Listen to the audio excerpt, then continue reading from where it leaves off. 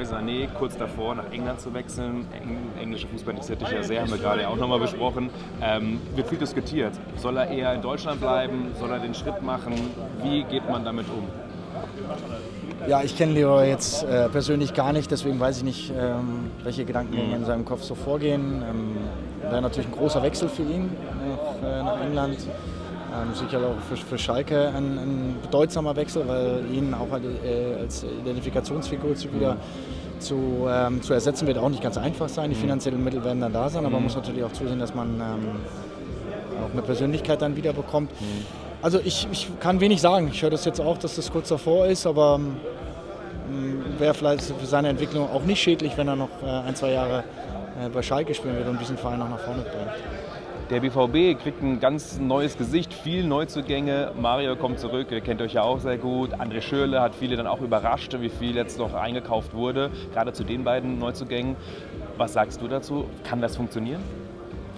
Ja, der BVB musste ja was tun. Haben 3 wichtige Spiele abgegeben. Am Ende auch mit Mkhitaryan noch jemand, der in der letzten Saison überragende Leistung gebracht hat und im Offensivbereich ein Aktivposten war. Ich glaube, dass über die Wechsel natürlich viel spekuliert wurde, sie dem BVB aber gut tun. Und das Geld, was investiert wurde, auch aus dem Geld herauskommt, was eingenommen wurde. Also ich glaube, dass die Mannschaft deutlich verjüngt ist, dass sie natürlich ein bisschen Zeit auch brauchen wird.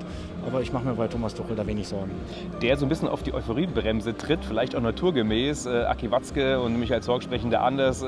Thomas Tuchel sagt selber, so kann auch gefährlich sein, so ein großer Umbruch und Verlust von Leistungsträgern. Ist das normal, dass ein Trainer so ein bisschen auf diese Bremse tritt, um auch die Erwartungshaltung nicht so ins Endlose zu steigern? Ich finde, es ist eine realistische Einschätzung. Es sind einfach viele Wechsel jetzt stattgefunden. Der BVB hat einen kleinen Umbruch in dieser Saison einfach zu verkraften. Man wird sehen, wie sich der eine oder andere dann auch einfügt. Ich meine, es sind auch ein paar ausländische Spieler hinzugekommen, die die Bundesliga gar nicht kennen. Und somit wird es vielleicht auch ein bisschen brauchen. Ich glaube, individuell sind die Jungs top, sind hervorragende Talente auch und haben auch schon in großen Vereinen gezeigt, dass sie richtig Leistung bringen können. Aber die Champions League in diesem Jahr, auch mit der Herangehensweise von Borussia Dortmund, sicherlich wieder vorne mitspielen zu wollen, die wird eine neue Drucksituation hervorrufen. Und deswegen muss man den Jungs sicherlich auch ein bisschen Zeit geben. Mario zurück nach schwierigen Jahren bei Bayern München. Die Fans werden bestimmt natürlich auch das eine oder andere noch verlauten lassen in den ersten Spielen. Trotzdem für alle Beteiligten die beste Lösung auch?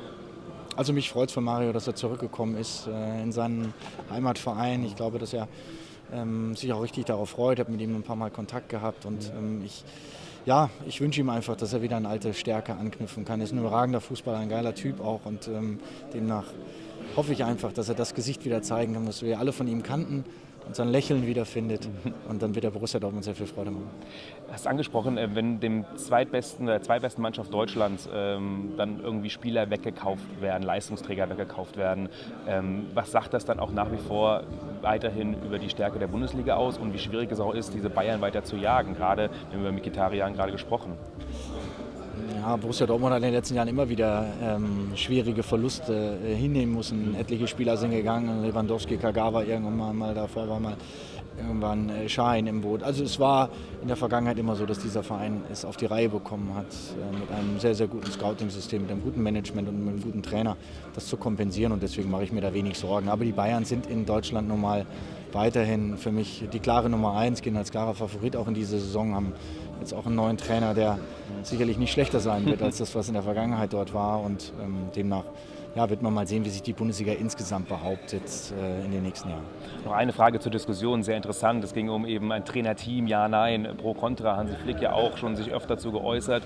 Das ist jetzt auch nochmal sich dafür ausgesprochen und für den Nutzen. Man kennt es ja auch aus Amerika, aus American Football mit Offensive, Defensive Coordinator. Ganz kurz deine Einschätzung, warum ist das Richtige für die Zukunft? Ich weiß nicht, ob es das Richtige ist. Es war ein Ansatz, um zu sagen, vielleicht kann man in diesem System Fußball noch eine Weiterentwicklung damit erzielen, dass man noch individueller arbeitet mit einzelnen Mannschaftsteilen, mit einzelnen Spielern. Ich glaube, dass da noch ein bisschen Potenzial ist. Aber am Ende ist der Trainer natürlich der Chef und der muss weiterhin auch die Kontrolle über das ganze System haben. Das darf nicht verloren gehen.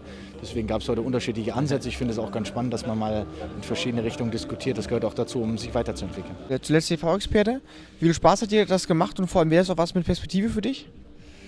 Das war ja meine erste Rolle jetzt in dieser Funktion beim ZDF. Hat mir sehr viel Freude gemacht, einfach um auch wieder ein bisschen näher dran zu sein, am aktiven Fußball, Europameisterschaft im Land nochmal in Frankreich auch selbst vor Ort zu verfolgen und das Geschehen bei einem so großen Sender auch mal mitzuerleben, war etwas, was ich gerne mitgemacht habe. Ob es dauerhaft etwas für mich sein wird, weiß ich noch nicht so ganz genau, aber ich kann mir das schon ganz gut vorstellen, dass es zumindest sporadisch immer mal wieder der Fall sein wird. Der Hansi Flick hat vorhin gesagt, es gab sicherlich schon schwierigere Turniere, die zu gewinnen. Siehst du das ähnlich?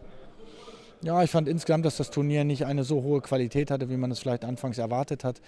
Die Deutschen hatten sicherlich eine gute Chance, am Ende dieses Turnier auch zu gewinnen. Aber ja, am Ende ist es Portugal geworden und somit ganz viele Favoriten relativ früh gestorben. Also, eine Entwicklung, die so vorher auch nicht abzusehen war.